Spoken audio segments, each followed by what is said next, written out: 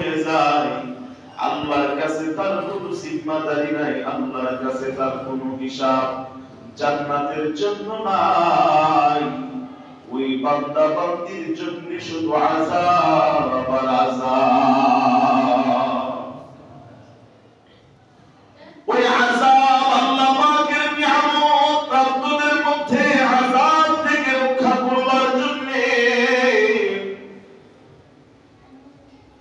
আমি আপনাকে ঈমানের মতো দামি সম্পদ পৃথিবীর কোন রাজা বাদশা ক্ষমতাধর কেউ করে দেয় নাই।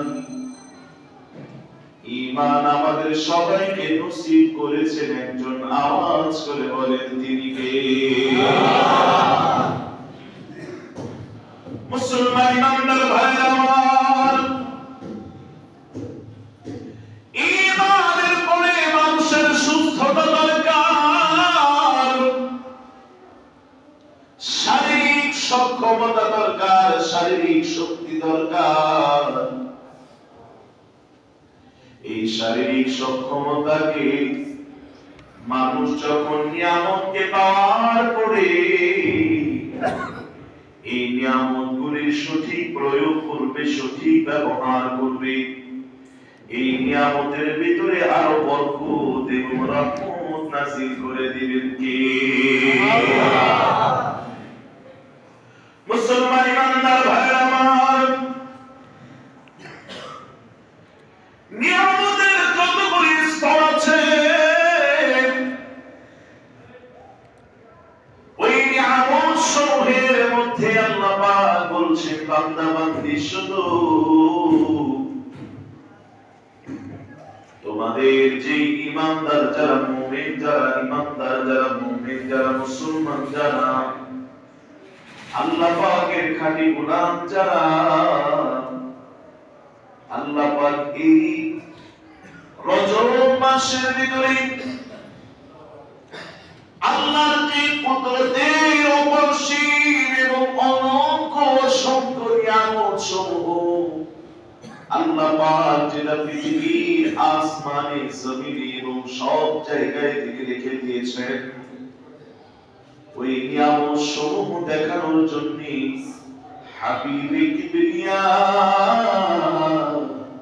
রাসূল পাক সাল্লাল্লাহু আলাইহি ওয়াসাল্লামকে আল্লাহ পাক মেরাজ করিয়েছেন, ইসরা করিয়েছেন এই মাসের ভিতরে।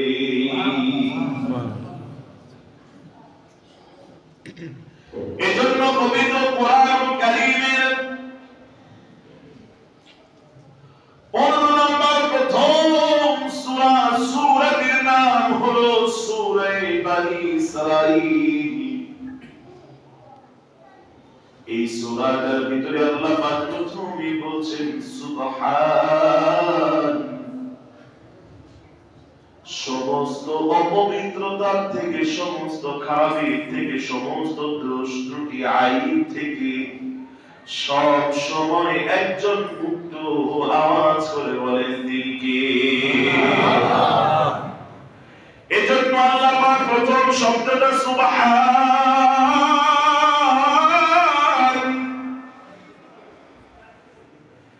তিনি সেই মহান সত্তা, যিনি পূর্ণ পবিত্র। আমরা মানুষদেরকে যদি বিশ্লেষণ করি, যদি আমরা মানুষদেরকে নিয়ে চিন্তা ভাবনা করে দেখি, মানুষ একটা সাইড অনেক ভালো হলে আর একটা সাইড দুর্বল, অনেকগুলি সাইড যদি ভালো হয় আবার কিছু সাইড দুর্বলতা আছে না নাই? কিন্তু সমস্ত দুর্বলতা থেকে একজন মুক্ত, আওয়াজ করে বলেন তিনি কে? এজন্য বান্দা বান্দি যখন আল্লাহ পাকের এই পবিত্রতার ঘোষণা দেয়, কেউ যদি সুবহানাল্লাহ এই আলফাজ, এই কালিমা কেউ যখন জবান দিয়ে উচ্চারণ করে, যে পৃথিবীর সবাই দোষী, কোনো না কোনো দোষ আছে, কোনো না কোনো আইব আছে, কিন্তু আমার আল্লাহ তাআলা সমস্ত দোষ ত্রুটি থেকে মুক্ত, সমস্ত অপবিত্রতা থেকে মুক্ত। এই কথা কেউ যদি সাক্ষ্য দেয়, আল্লাহ রাব্বুল আলামিন তার জন্য জান্নাতের ভিতরে গাছ লাগায়া দেয়। মুসলমান ইমানদার ভাইরা আমার, আল্লাহ পাকের পবিত্রতা যে বান্দা বান্দি ঘোষণা করে, রাসূল পাক সাল্লাল্লাহু আলাইহি ওয়াসাল্লাম ফরমান, আমার ওই উম্মতদেরকে আল্লাহ পাক তাদের জীবনটাকেও পবিত্রময় করে দেয়। আল্লাহর পবিত্রতা যারা ঘোষণা করবে, আল্লাহর বড়ত্বের কথা যারা ঘোষণা করবে, তাদেরকে বড় বানায়া দিবে, তাদেরকে পবিত্র করবে কে? মুসলমান ইমানদার ভাইরা আমার, সুবহানাল্লাযী আসরা বি'আবদিহি লাইলান মিনাল মাসজিদিল হারাম,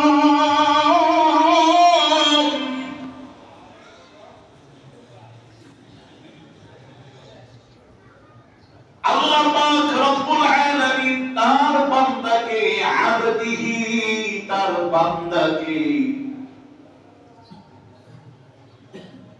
রাসূলুল্লাহ সাল্লাল্লাহু আলাইহি ওয়াসাল্লাম কে তো এখানে রাসূলিহিও বলতে পারতেন, তার রাসূলকে, নবীহি তার নবীকে, হাবিবিহি তার বন্ধুকে, এই কথাও তিনি বলতে পারতেন, কিন্তু তা বলেন নাই। তিনি বলেছেন আবদিহি তার বান্দাকে। এখানে যারা উপস্থিত হয়েছেন আপনাদেরকে বলছি, আব্দুল শব্দের অর্থ হচ্ছে কৃতদাস, গোলাম। আল্লাহর হুকুমে যারা পরিচালিত হয় তাদেরকে গোলাম বলা হয়, বান্দা বলা হয়, আরবিতে আব্দুল বলা হয়। তাহলে আল্লাহর নবী আল্লাহর গোলাম, আল্লাহর বান্দা। আমরাও সবাই আল্লাহর বান্দা, তবে আল্লাহর নবীর মতো আল্লাহর নবীর সাথে পৃথিবীর কারো তুলনা হয় না। আওয়াজ করে বলেন কথা ঠিক কিনা? আল্লাহর নবীও আল্লাহ পাকের কি বান্দা? চলো বলেন আল্লাহর নবী আল্লাহ পাকের কি বান্দা? মুসলমান ইমানদার ভাইরা আমার, এজন্য আব্দুল শব্দ আল্লাহ তাআলা ব্যবহার করলেন। এই ব্যবহারের মাধ্যমে মানুষের ঈমানের যে ধোঁয়াশা আছে, মানুষ যে শিরকের দিকে ধাবিত হবে, মানুষ যে শিরকের দিকে মুক্তাদা হবে,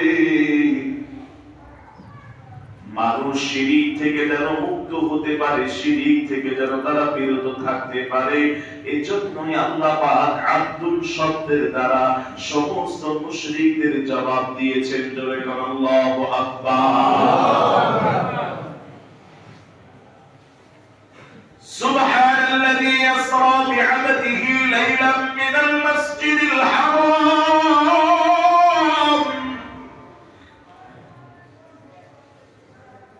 আল্লাহ পাক তার বান্দাকে ইসরা করিয়েছেন, রাত্রি বেলায় ভ্রমণ করিয়েছেন মসজিদ হারাম থেকে ইলাল মসজিদিল আকসা, বাইতুল মুকাদ্দাস। আল্লাহ পাক আমার নবীকে মসজিদ হারাম থেকে বাইতুল মুকাদ্দাস পর্যন্ত ইসরা করিয়েছেন। এখানে অনেকেই প্রশ্ন করতে পারে বা জানতেও চাওয়া একটা উৎসাহ কিংবা জানতে চাওয়ার একটা আগ্রহ অনেকের মধ্যে আসাটা স্বাভাবিক। সেটা হলো মেরাজ কি আর ইসরা কি?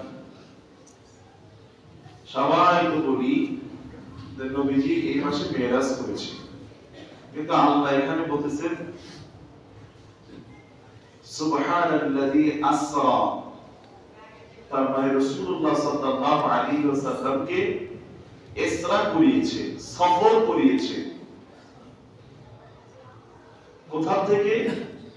মসজিদে হারাম থেকে মসজিদে আকসা পর্যন্ত। কিন্তু এরপরে যে জান্নাত জাহান্নাম, প্রথম আসমান দ্বিতীয় আসমান, এর তো বিবরণ এই আয়াতের মধ্যে নাই। আছে? হ্যাঁ, এখানে যারা কোরআন পড়েন বা একটু জানেন বা না জানলেও আমি তো বলতাছি আপনাদেরকে, মসজিদে হারাম থেকে মসজিদে আকসা পর্যন্ত রাত্রি বেলায় আল্লাহর নবীকে ইসরা করানো হয়েছে, ভ্রমণ করানো হয়েছে। তাইলে প্রথম আসমান দ্বিতীয় আসমান, জান্নাত জাহান্নাম সবকিছু দেখলে এটার কথা তো এই আয়াতের মধ্যে নাই। মুসলমান ইমানদার ভাইরা, আল্লাহ পাক তার জবাব দিয়ে দিয়েছেন, আল্লাহ পাক তার প্রতি উত্তর দিয়েছেন। কোন কথা একদম উল্লেখ থাকে আর কোন বিষয় উচ্চ থাকে, গোপনীয় থাকে। ইলাল মসজিদিল আকসা আল্লাযী বারাকনা হাওলাহু লিনুরিয়াহু মিন আয়াতিনা। রাসূলুল্লাহ সাল্লাল্লাহু আলাইহি ওয়াসাল্লামকে মক্কা থেকে মসজিদে হারাম থেকে মসজিদে আকসা পর্যন্ত সমস্ত মুফাসসিরিন ইকরাম বলে এই শব্দটাকে, এই ভ্রমণটাকে ইসরা বলা হয়। الذي باركنا حوله لنريه من آياتنا। কিন্তু আল্লাহ পাকের যে বরকতময় স্থানগুলি, নিয়ামতপূর্ণ স্থানগুলি, বরকতময় জায়গাগুলি, বরকতময় স্থানগুলিকে আল্লাহ পাক তাকে ভ্রমণ করিয়েছেন, তার নিদর্শন সমূহ আল্লাহ পাক তাকে দেখিয়েছেন। মুসলমান ইমানদার ভাইরা, নবীজি দুনিয়াতে যে নিয়ামত দেখিয়েছেন তাকে দেখানো হয়েছে, তার চাইতে ওই রাত্রি বেলায় এমন কিছু নিয়ামত আল্লাহর নবীকে দেখানো হয়েছে, এমন কিছু নিয়ামত আল্লাহর নবীকে দেখানো হয়েছে যেটা আল্লাহ পাক দুনিয়াতে তার নবীকে দেখান নাই। আল্লাহর নবীকে আল্লাহ পাক আরশে আজিম পর্যন্ত মেহমান বানিয়ে তাকে দেখিয়েছেন। চিৎকার দিয়ে বলেন সুবহানাল্লাহ। মুসলমান ইমানদার ভাইরা, আল্লাহ পাকের যে কুদরত এবং নিয়ামত এবং নিদর্শন সমূহ দুনিয়ার ভিতরে যা কিছু আছে সব কিছু চাইতে দামি দামি ইম্পর্টেন্ট গুরুত্বপূর্ণ নিয়ামতগুলি তার বন্ধুকে, তার হাবিবকে, তার গোলামকে, তার বান্দাকে, তার রাসূলকে তিনি যখন ওই মসজিদে আকসা পর্যন্ত নিয়েছিলেন, এখান থেকে এই দ্বিতীয় পর্বটা শুরু হয়েছে। আমার বন্ধুগণ, আল্লাহ পাক আকার ইঙ্গিতে তাই বলছেন, আল্লাযী বারাকনা হাওলাহু লিনুরিয়াহু মিন আয়াতিনা। মুসলমান ইমানদার ভাইরা আমার, সমস্ত মুফাসসিরিন ইকরাম বলেন রজব মাসের 24 কিংবা 25 অথবা 26 তম দিন কি রাত্রি বেলায় 26 তম দিন দিয়ে 27 রজনীতে আল্লাহর নবী, বিশ্ব নবী সরকারে দু আলম নবী যখন মসজিদে হারামের মধ্যে সালাতুল ইশা আদায়ের পর আল্লাহর নবী, বিশ্ব নবী সরকারে দু আলম নবী ওই যে কালো গিলাফ দিয়ে জড়ানো যে বাইতুল্লাহটা দেখেন, এই বাইতুল্লাহর পাশে হাতিমে কাবা, ওই জায়গার মাঝামাঝি জায়গাটায় ঘর ছিল তার চাচাতো বোন উম্মে হানি। উম্মে হানির ঘরে রাসূল পাক সাল্লাল্লাহু আলাইহি ওয়াসাল্লাম বিশ্রামরত ছিলেন, একটু আরাম করতেছিলেন। এমন সময়ে আল্লাহর নবী বিশ্ব নবী সরকার তো আলম নবী দেখতে পেলে তিনি যে ঘরের ভিতরে আছে ওই ঘরের ভিতরে ছাদটা এমন আলোয় আলোকিত হতে গেছে, মনে হচ্ছে এই ঘরের ভিতরে আর কোনো ছাদ নাই, এই ঘরটা পূর্ণিমার আলোর মতো চাঁদ দিয়ে আল্লাহ পাক এই ঘরটাকে আলোকিত করে দিয়েছে। সুবহানাল্লাহ। মুসলমান ইমানদার ভাইরা আমার, দুনিয়ার ভিতরে জ্ঞান বিজ্ঞান প্রযুক্তি গবেষণা মানুষের বিকালে শেষ হয়ে যায়, আর সেখান থেকে আল্লাহর কুদরত শুরু হয়, আল্লাহ পাকের কুদরত শুরু হয়। আজকে সারা পৃথিবী একটা রাষ্ট্র তারা নিয়ন্ত্রণ করে, সবার মুখে একই কথা, আমেরিকা। ঠিক না ভাই? হ্যাঁ, কোন দেশের সাথে কোন দেশের যুদ্ধ লাগাতে লাগবে, কোন দেশের সাথে কোন দেশের সাথে ঝগড়া লাগাতে হবে, এর মাস্টার মাইন্ড এবং এর সবচেয়ে বড় কারিগর হলো আমেরিকা। তার মানে বোঝা গেল পুরো পৃথিবীটাকে নিয়ন্ত্রণ করার চেষ্টা করতেছিল আমেরিকা। এই যে ইসরায়েলদেরকে যত ধরনের অস্ত্র, অর্থ, বিদ্যুৎ, বৈব, যত ধরনের সহযোগিতা লাগে, সমস্ত সহযোগিতা আমেরিকা করেছে ইসরায়েলকে। আর ইসরায়েল এই যে বাইতুল মুকাদ্দাসকে কেন্দ্র করে ফিলিস্তিনের গাজার হাজার হাজার লক্ষ লক্ষ মুসলমানদেরকে, আমার মসজিদে কুবার সমস্ত মুসল্লিরা শুধু প্রায় 466 দিন পর্যন্ত লাগাতার ওই ইসরায়েল বর্বর বাহিনীরা তাদের উপরে এমন ভাবে তাদেরকে আঘাত করেছে, ছোট ছোট নাবালক কোলের শিশু বাচ্চারাও পর্যন্ত তারা নিষ্পেষিত হয়েছে, তাদের মায়ের কোল থেকে তাদের মায়ের বুকটা খালি হয়ে গেছে। এইভাবে একটা দুইটা দিন নয়, 466 দিন পর্যন্ত এইভাবে ইসরায়েলরা মারতে ছিল, মুসলমানদের ঘরবাড়ি জ্বালাইতে ছিল, মসজিদে আকসাকে ধ্বংস করবার জন্য তাদের যত মিশন, তাদের যত কৌশল, সব কিছু তারা অবলম্বন করেছিল।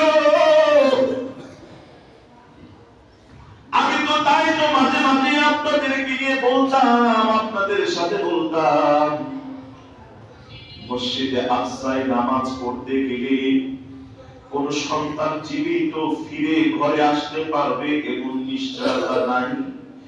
এরপরেও মসজিদে আকসার ভিতরে হাজার হাজার লক্ষ লক্ষ ফিলিস্তিনের গাজার যুবকরা, মা বোনেরা, তারা নামাজ আদায় করতে গিয়ে জীবনের মায়া করে না, আল্লাহর প্রতি ভরসা রেখে তারা নামাজ আদায় করেছিল। কিন্তু আমাদের যদি এমন পরিস্থিতি হয়, এমন পরীক্ষা দেওয়ার জন্য কারা কারা প্রস্তুত আছে একটু হাত তুলে দেখা। আল্লাহু তাকবীর, সবাইকে কবুল করুন। আমিন। মুসলমান ইমানদার ভাইরা আমার, এভাবে তারা মসজিদে আকসাকে পাহারা দিয়েছে, আর তারা বলেছে জীবন লাগবে, জীবন দেব। মায়েরা বলেছে আমাদের কোন খালি করা লাগবে, কোন খালি করব। যুবকরা বলেছে আমাদের জীবন দেওয়া লাগবে, জীবন দিয়ে দেব। বয়স্করা বলেছে আমাদের অর্থবিত্ত বইব, জীবন দেওয়া লাগবে, ইসলামের জন্য জীবন দিয়ে দেব। তবু মসজিদে আকসাকে ওই ইসরায়েলদের কালো লাল মুক্তা বাহিনীদের হাতে তুলে দেব না। একটা ইমানি আওয়াজে বলুন আল্লাহু আকবার। আর তারপরেও ওই মসজিদে আকসা ছেড়ে তারা পালিয়ে যায় নাই, মসজিদে আকসাকে ছেড়ে তারা দূরে সরে যায় নাই, মসজিদে আকসা তারা নামাজ পড়েছে। এইভাবে মুসলমানদেরকে জ্বালাইছে, ফিলিস্তিনের মুসলমানদেরকে জ্বালাইছে, আফগানিস্তানকে জ্বালাইছে, ইরাককে জ্বালাইছে, ইরানকে জ্বালাইছে, পৃথিবীর যত যত যত মুসলিম কান্ট্রিগুলি আছে সবাইকে জ্বালাইছে। মুসলমানরা তখন বলতেছিল ইন্নাহুম ইয়াকিদুনা কাইদা ওয়া আকিদু কাইদা, এবং মুসলমানরা বলতেছিল মাতা রাসূলুল্লাহ, আল্লাহ তোমার সাহায্য কখন আসবে, তোমার সাহায্য কখন আসবে? আমরা তো কাফেরদের সাথে ঈমান আছে, আমল আছে, কিন্তু কাফেরদের কাছে অনেক বড় বড় অস্ত্র শস্ত্র, বুলডোজার, যত ধরনের যা কিছু আছে কামান, সব কিছু তাদের কাছে আছে, কিন্তু মুসলমানদের কাছে অস্ত্র, গোলা বারুদ, পারমাণবিক বোমা নাই, কিন্তু মুসলমানদের কাছে সবচাইতে দামি নিয়ামত আছে। ওই নিয়ামতের নাম হলো ঈমান। আর ঈমানদারদের অভিভাবক কি? আল্লাহ বলেন কে? মুসলমান ঈমানদার ভাইরা, আজকে দেখেন যে আমেরিকার ক্যালিফোর্নিয়ার ভিতরে যেভাবে আগুন ধাউ ধাউ করে জ্বলছে, আপনারা অবাক হয়ে যাবেন। আপনাদেরকে অনেক সময় বোঝানো যাইতে পারে না, ওই এলাকার ভিতরে, ওই শহরটার ভিতরে, লস অ্যাঞ্জেলেস, ওই এলাকার ভিতরে পৃথিবীর সবচাইতে পূর্ণ যত বড় বড় তারকারা ওইখানে বসবাস করতো। হাজার হাজার কোটি কোটি বিলিয়ন বিলিয়ন সম্পদ তারা কামাইতো। কামায়া ওইখান থেকে তারা সারা পৃথিবীকে তারা আয়ত্তে আনার চেষ্টা করেছিল।